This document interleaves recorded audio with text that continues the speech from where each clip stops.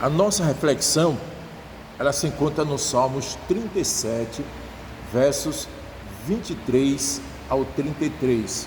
Salmos 37, versos 23 ao 33. E o tema da nossa mensagem é: Deus nos guia passo a passo para uma vida vitoriosa.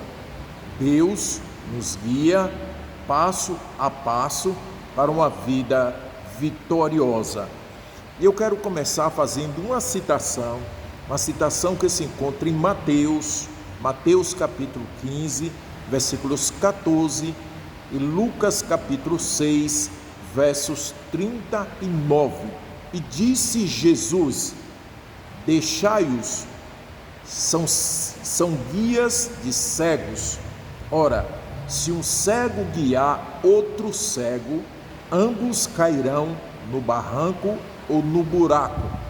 É claro que Jesus aqui não estava usando de um preconceito, até porque Jesus Cristo não estava fazendo referência à cegueira física, mas à cegueira espiritual que pairava na liderança religiosa hipócrita do povo de Deus, pois eles estavam caminhando para a ruína espiritual e levando a multidão juntamente com eles.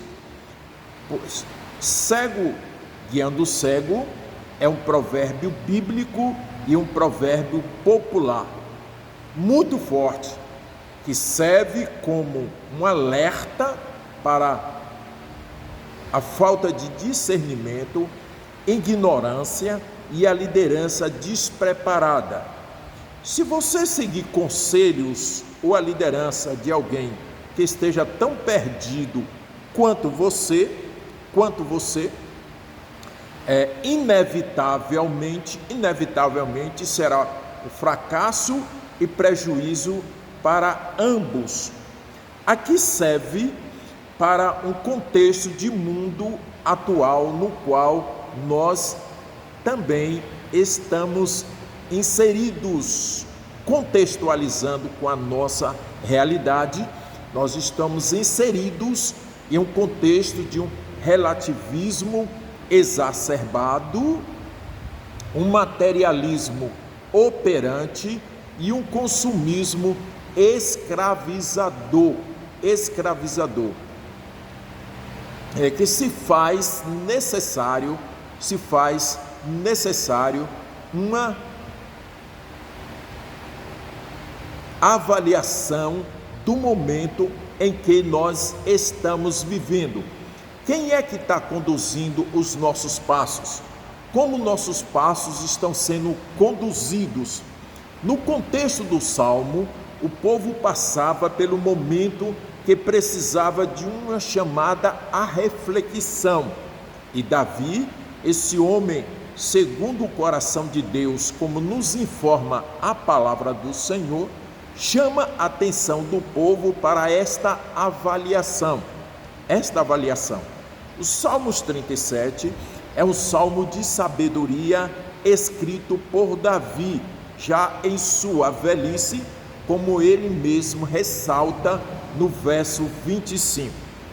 O contexto histórico e literário nos mostra Davi instruindo o povo a não ter inveja dos ímpios, que parecem prosperar rapidamente. Através de contrastes poéticos, Davi argumenta que a vitória dos maus é passageira, enquanto a jornada daqueles que são guiados por Deus, é marcada por uma estabilidade, provisão gerencial e um destino glorioso. E aqui a gente, contextualizando com o Novo Testamento, Jesus Cristo deixou uma promessa para os discípulos e consequentemente para todos nós, que ele foi preparar um lugar e vai voltar para buscar aqueles que, quando ele voltar, não estiver olhando para os ímpios, para as ações dos ímpios, invejando os ímpios, seguindo o caminho dos ímpios, mas que estiverem seguindo os mandamentos do Senhor, aqueles que estiverem alinhados com Ele, haverão de subir para a glória, para viver eternamente com esse. Esse é o destino final, glorioso, que nos espera, traçados, marcados e garantidos pelo Senhor e Salvador Jesus Cristo. E a palavra do nosso Deus nos informa lá em Filipenses capítulo 3, versículos 21, que naquele dia receberemos um corpo glorificado, semelhante ao corpo de Jesus. Isso é o que mais importante para nós. O texto transita da poesia para uma aplicação prática diária de confiança e paciência. Segundo aspecto, guiados por Deus, podemos até cair, mas Ele nos ergue de novo. Os que são guiados por Deus poderão até cair, mas Ele nos ergue ou Ele levanta de novo. A caminhada humana só alcança o sucesso real e a estabilidade duradoura quando é direcionada, sustentada e guardada pela soberania de Deus. Os versos 23 e 24 nos dão essa segurança que o Senhor se deleita, Ele tem prazer, Ele tem alegria no caminho, na vida, no direcionamento daqueles que servem ao Senhor. E afirmam que o Senhor firma os passos do homem bom, do homem que agrada ao Senhor. O texto faz uma promessa realista: se cair, não ficará prostrado. A vitória cristã não significa ausência de crises, de problemas, de dificuldades, de lutas ou quedas, mas sim a garantia de que o chão não é o nosso fim, pois o Senhor nos segura pela mão direita. Olha que coisa interessante para nós, que coisa impressionante. Então, o chão não é o nosso fim. Nós podemos até cair, mas o chão não é o nosso fim, porque o Senhor nos segura pela mão direita. Ele ergue, Ele levanta. Não é que desejamos cair, ou não é que a queda seja um processo natural. Não pode ser natural. A queda ela tem que ser evitada.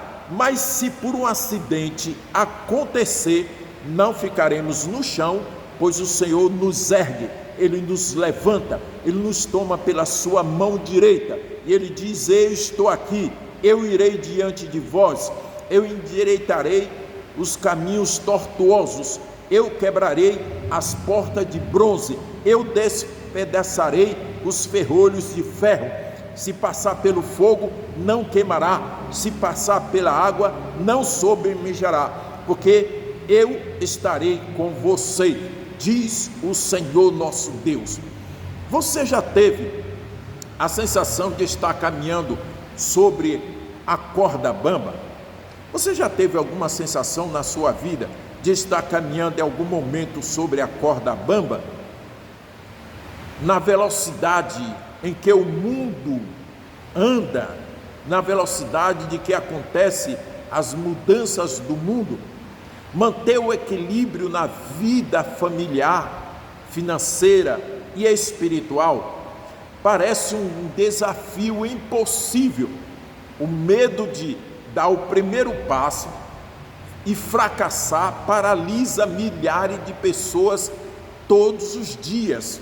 No entanto, a Bíblia nos revela que uma vida vitoriosa não depende da nossa própria força ou da firmeza do chão aonde pisamos, mas sim de quem segura a nossa mão, durante a nossa caminhada.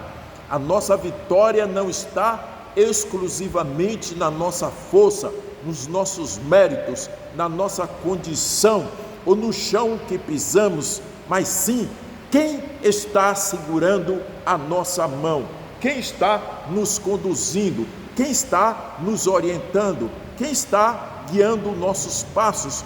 No Salmos 37, o rei Davi olha para trás, contempla a sua própria história e nos revela o segredo dos passos guiados por Deus.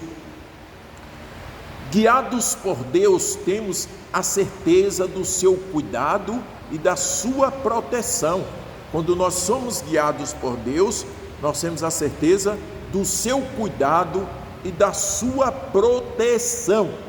Os líderes religiosos, no contexto citado, feito por Jesus Cristo, referente ao destino do cego, de entendimento e visão espiritual, mostra que o povo estava sentindo inveja dos ímpios, olhando para a prosperidade deles, pois não estavam deixando Deus guiar seus passos. O que estava acontecendo com o povo lá, que o povo estava olhando para a prosperidade dos ímpios, desejando prosperar como os ímpios prosperavam, era porque o povo não estava deixando Deus guiar os seus passos. E aí, lá no livro do profeta Malaquias, o texto nos arremete para o profeta Malaquias, no capítulo 3, versículos de 13 ao versículo 18. Nessa passagem, o povo demonstra uma crise de fé e murmura abertamente contra Deus. Eles argumentam que a dedicação religiosa, guardar preceito e se humilhar, o que na cultura da época era demonstrado ao andar de luto ou a usar panos de saco, não dava nenhum retorno prático, pois os soberbos, os ímpios e os que praticavam a maldade pareciam muito mais prósperos e saíam ilêsitos de seus pecados. O povo de Israel murmurava contra Deus, alegando que a obediência e o luto ritual de nada adiantava, pois os ímpios prosperavam, mas Deus repreendeu que mantém um memorial e fará distinção entre o justo e o perverso. Então o povo ali estava como no contexto dos Salmos de Davi. O povo estava reclamando de Deus porque andava de luto, porque vestia pano de saco, enquanto os ímpios não faziam nada disso e pareciam prosperar muito mais do que o povo de Deus, e que praticavam suas maldades e Deus não punia.